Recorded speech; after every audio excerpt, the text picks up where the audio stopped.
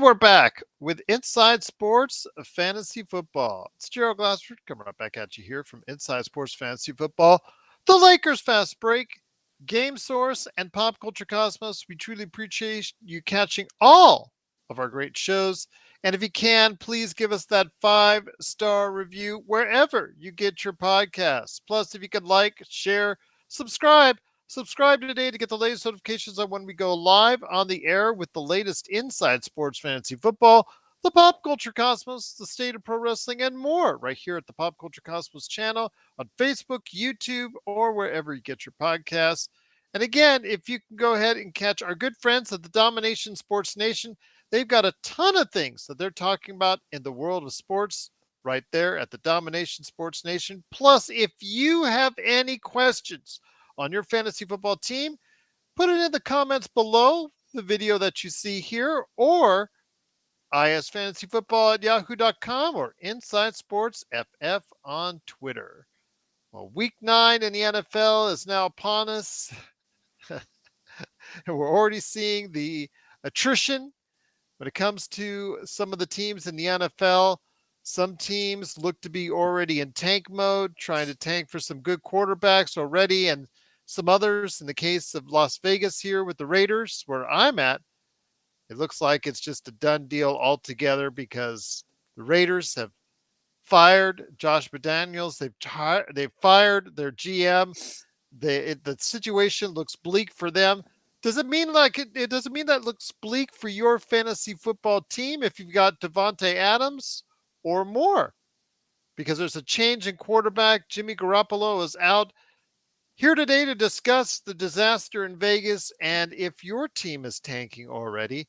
Good man indeed. You got to go ahead and catch him on the Domination Sports Nation along with his son, Dominic Lardieri. It is Chris Lardieri. And Chris, great to have you back, my friend.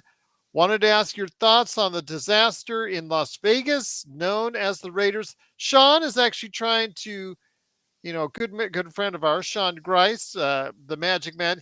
He has a devoted Raiders fan, seeing that the Raiders are trash, as I use my Raiders for a trash can here.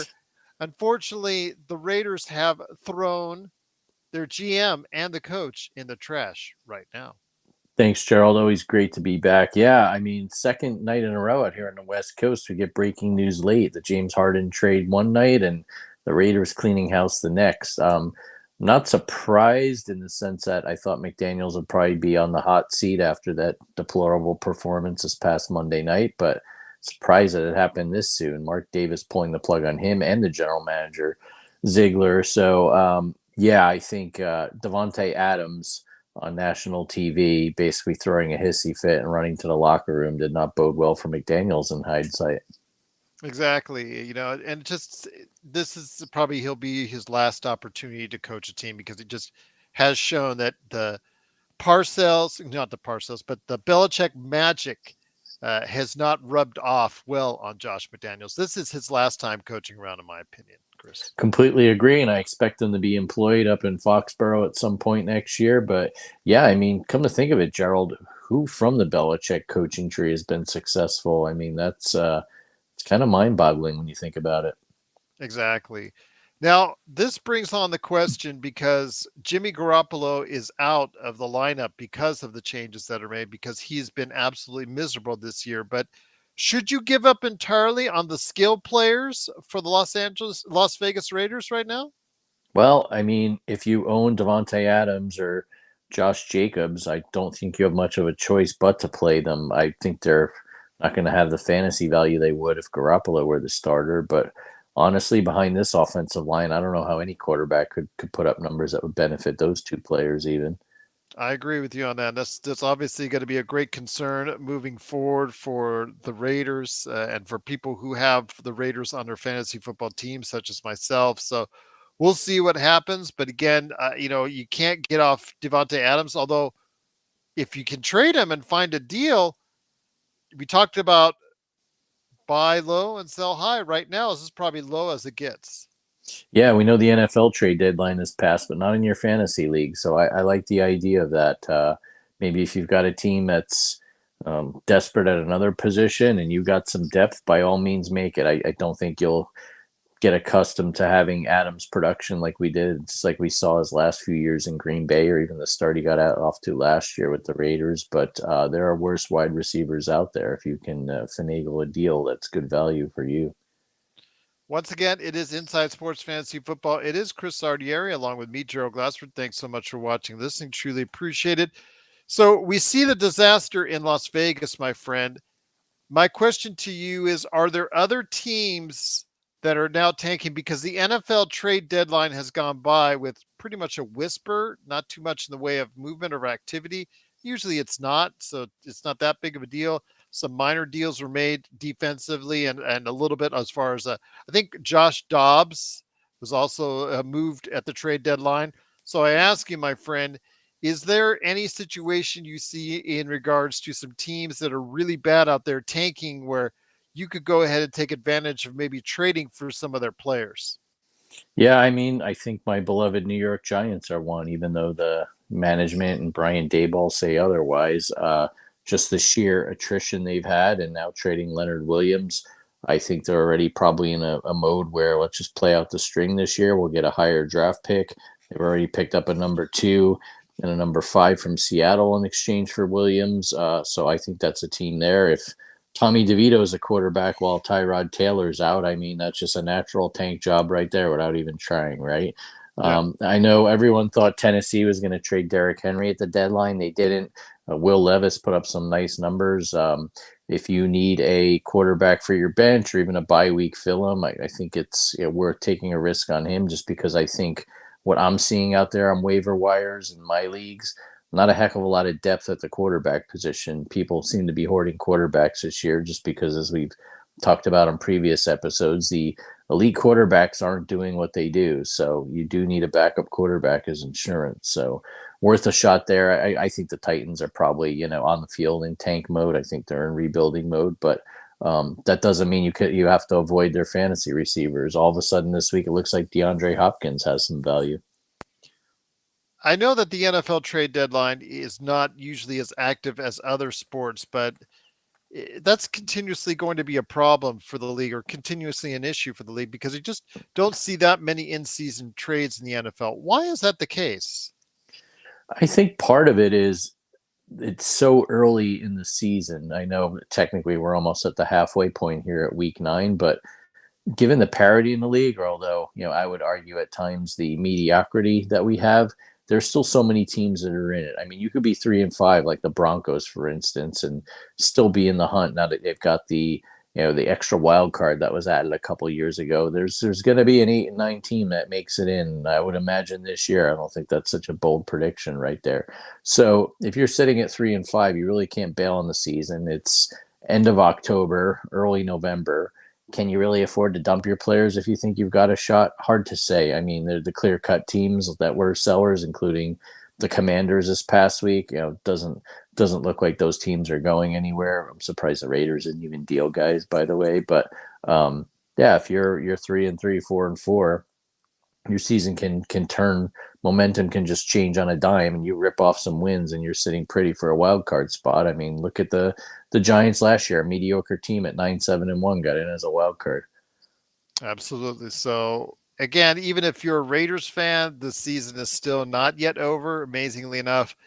But there are some teams that are already looking, like you said, your Giants may already be looking in the direction of getting a new quarterback, which is, again, for a team that's already invested heavily at the skill positions, has got to be quite discouraging.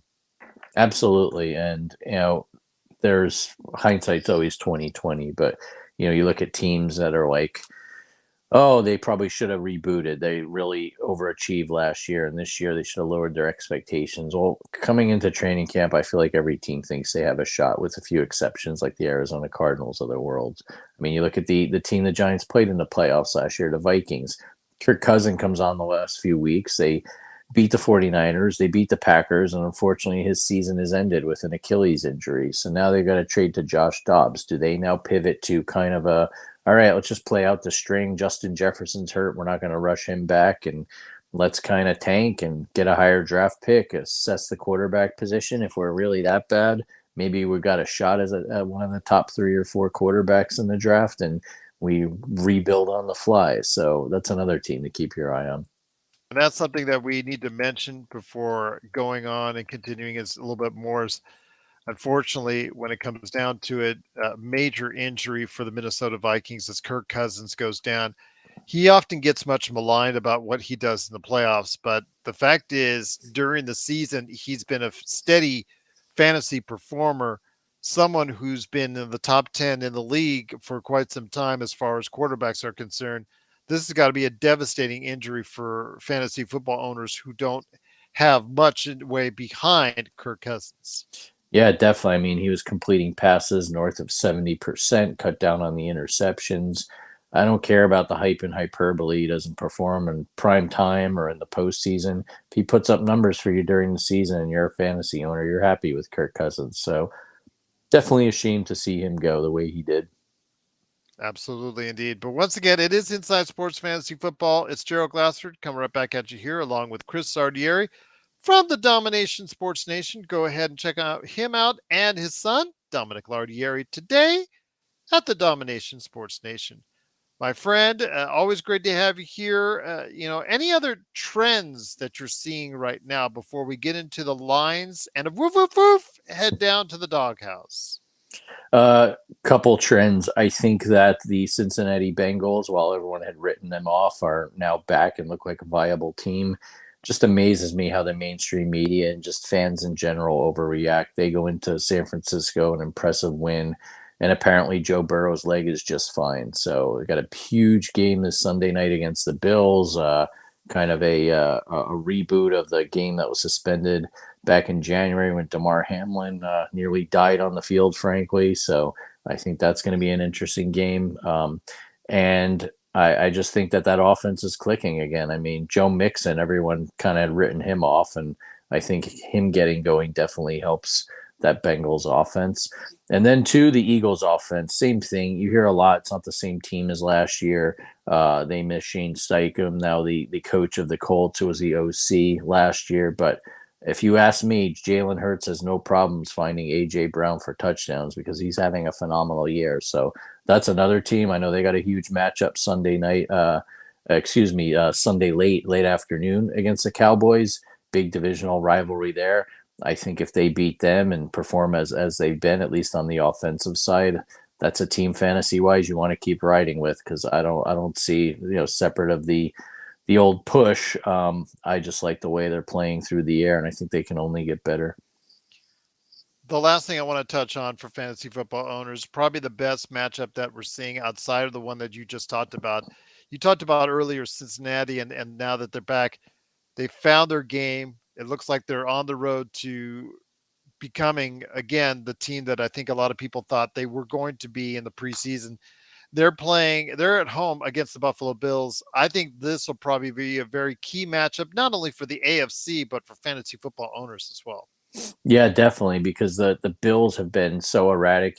Even a Thursday night game, they beat the Buccaneers, but they just do not look like they're clicking. The Bucks were hanging around that whole game, so I'm not quite sure what's going on with the Bills offensively. But if they're going to get back on track, they need to start this week with a win on the field against the Bills. But their offense really needs to figure it out and get going. And to that end, I thought it was interesting they signed free agent running back Leonard Fournette. So fantasy owners might want to stash him. We did in one league. I'm not saying he'll do anything right now, but given that revolving door the Bills have at the running back position right now, once Fournette gets into game shape, he might be able to help your team down the stretch as you try and make a playoff berth. He might. You never know what happens, but we'll see. Once again, it is Chris Ardieri from the Domination Sports Nation. Please go ahead and check him out today, along with his awesome son, Dominic Lardieri, as they go ahead and cover the world of sports like no one else. So go ahead and make sure you check them out today at the Domination Sports Nation.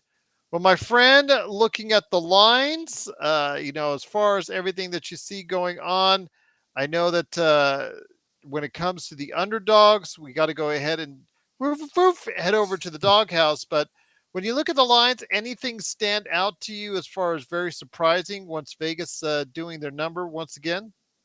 Yeah, I mean, one thing that stuck out, and I'm not going to touch this game just because it's taking place overseas in Germany, and it's kind of a shame because this could have been one of the regular season games of the year. But the Chiefs, who are in theory the home team in Frankfurt, giving two to the Dolphins, I think that's a function of the fact that both teams have to travel far for this game, and frankly, the Chiefs were just so sloppy in that loss to the Broncos. I thought maybe the Chiefs would be given a few more points, just because maybe they chalked that up to Mahomes battling the flu leading up to that game. The offense just not looking right, and but we'll see. I mean, I just thought it was kind of odd because the Dolphins, as impressive as their offense is, yeah, they beat the Pats this past Sunday, but when push comes to shove and they play a legitimate playoff contender, they have not shown up this year. So I thought maybe Vegas would skew that line a little more in the Chiefs' favor. Now that's very interesting. I agree with you. Looks like it's going to be a good matchup there. Surprised that the uh, Giants and Raiders, even with all the Raiders troubles, that the Raiders are still getting a point and a half. So I can't believe that that's still the case. It is your Giants. That tells you how bad Yeah, your Giants season is. Are you heading to the game this time around here in Vegas? I am not. Thankfully, Dom and I made a decision when we looked at the schedule this spring to make the trip to Arizona. It was earlier in the season. It worked out with our schedule. Frankly, we got what would have been much better seats in Phoenix than we would in Vegas, and for the price we paid, it was a lot better value. And thankfully, I'm glad we did that because I would not want to pay $200 to $300 for not seats as low as where we sat to watch potentially Tommy DeVito versus Aiden O'Connell. Well, we'll see what happens, my friend. But right now, it is time. It's that time of the day to go ahead out onto the lawn, check everything, make sure it's good. The weather's still nice here on the West Coast, in the high 60s, low 70s. So still a t-shirt, maybe even just like a light sweater weather in the evening. Head out. Got to make sure everything's good. But you check over, and I think woof woof woof, it's time to head over to the doghouse. Well, the said Bengals, as we mentioned, a huge win in San Francisco, and they got me back in the winning column. As I said at the time, my bold prediction was the Bengals, if indeed Purdy was starting, were looking like they were getting 5.5, and they wouldn't even need those points. And it turned out I was right. So blind squirrel always finds a nut, right? So this week, looking through, there were a couple intriguing lines, but one that really stood out to me, the New York Jets, who beat my beloved Giants in what was just an awful and atrocious game, more of a punting exhibition. Honestly, the game was so bad there were like long stretches where red zone wasn't even showing it, so I wasn't sure if there was like a power outage or a monsoon at the Meadowlands. But anyway, the Chargers come to town Monday night. The Jets had to do a double take on this, and that's usually a good sign for me here in the doghouse. Some spots in Vegas are getting 3.5 points. Now, looking through the Jets this year against the spread, they're doing well. They're 3-1 against the spread at home. If you factor in the Giants game, which frankly was a home game for the Jets, not like they had to travel and they know their locker room and how to get to the field and all that, and didn't have to fly across country or stay in a hotel. I say they're 4-1. So I really like the way the Jets defense played. I'm sure Tommy DeVito helped a lot this past week, but I'm just not that impressed with the Chargers. Yeah, they beat up on the Bears, but similar to the Dolphins, when they play a superior level of competition, I think they show their true colors. Even if the Chargers managed to pull this out flying cross country, you got my favorite extra half a point. They beat the Jets by a field goal. You still cover. So take the Jets with the points Monday night. I'm going to say this, and you actually might be pleased to hear this. I think with all the disarray and chaos going on in Raiders land, I know that they're playing in Las Vegas, but I'm taking the woof woof woof, the underdog and the Giants this Ooh, time around, my friend. you're a brave soul, but I get your logic. I get your logic. And if Daniel Jones Which one is a miraculously bigger dumpster fire right now? I'd say the Raiders because at least the Giants have continuity at the GM and the coach. I don't think there's any hot seat there. I know the New York media and fans are all over Dable for some of his calls, and I was screaming at him for kicking that field goal late that Gano shanked. But I don't see where this thing's going to burn down in another year. I think it's more a function of the talent they have on the field. Whereas McDaniel's yet again in over his head as a head coach. Ziegler was never really. I don't know what the plan was there. It's like they traded for Adams because he wanted to reunite with Carr, and then you get rid of Carr, so you piss off your best player. With the Giants, at least, I feel like Joe Shane's got a plan. He learned well as an assistant GM in Buffalo. I mean, he was there for bringing Josh Allen on, and he worked with Dable previously. So while on the field they may look similar, I think organizationally the Raiders are the bigger dumpster fire. Once again, it is the Inside Sports Fantasy Football. Truly appreciate you watching and listening. If you have any questions on waiver wire pickups, trade requests that you need another pair of eyes upon, or starting lineup questions, please always let us know. isfantasyfootball at yahoo.com or Inside Sports FF on Twitter, or just comment below on the video and we'll get it and we'll make sure that you're taken care of from your friends here at Inside Sports Fantasy Football. Chris, great to have you here as always. But what are you and Dom working on before we head on out at the Domination Sports Nation? Yeah, on our podcast, wherever you get your podcast, but it's Dom Dash in Nation Sports Nation. You can follow us on Instagram at Domination Sports Nation, or myself on Twitter/X at Chris L Sports. So we're gonna be talking about we're halfway through the NFL season after this coming Monday. The year's flying by, but there are three, and I would add in a fourth, really big matchups this week. We touched on three of them. The fourth being the Seahawks at the Ravens. Playoff implications, even though we're halfway through the season, are starting to shake out with the 49ers sputtering. Everyone feels like the Seahawks can make a move to take over the division. So even here in early November, there are a lot of storylines to talk about as we look forward to January. On the MLB side, the Rangers win the World Series. We'll be talking about that. I do feel, though, that while it was an interesting playoffs, Commissioner Rob Manfred needs to look into tweaking the playoff system where, they need to reseed basically after those first 3-game series in the wild card. I just think the way the seedings worked out this year, not advantageous for the Dodgers and Braves, for instance. So we'll talk about that. And then in your beloved sport, the NBA, this Harden trade, which Dom and I basically are still scratching our heads about. And then last night, Wemby goes into Phoenix. Dom and I turned the game off. I know he was busy with his friends trick-or-treating and hanging out for Halloween, but I guess the Suns think they could already start with their load management and rest some guys. And lo and behold, the lowly Spurs and Wemby came back and won. So we'll be talking about some basketball too. And this week marks the beginning of the wonderful in-season tournament for the NBA. Yay! There's nothing like gimmicks, right? Tell me about it. We'll see. Although the finals are here in Las Vegas, I should be more excited about it because it means more income and more money to the community. So for that, I am grateful. Thank you. So just the concept. I think nobody in our Lakers Fast Break crew, our audience, I don't think any of us like this concept of the in-season tournament. I guess we have to see it play out first before we continually bash on it. But until then, we'll continually bash on it. That's for sure at the Lakers Fast Break. Yeah, I just trying to read up on it and figure it out. I'm either getting too old or really it made no sense to me, one of the two. But are the games at T-Mobile? Is that what they're having them? Well, no, it's yeah. If the game's finish up, yeah, they're having a T-Mobile Okay, Houston. that's good. I believe so. Yeah. So we'll see what happens, but yeah, it is of course Inside Sports Fantasy Football. If you have any questions for us, isfantasyfootball at yahoo.com or Inside Sports FF on Twitter /X/ whatever it is next week. So for Chris Slardieri, it's Gerald Glassford. Thanks so much for watching and listening.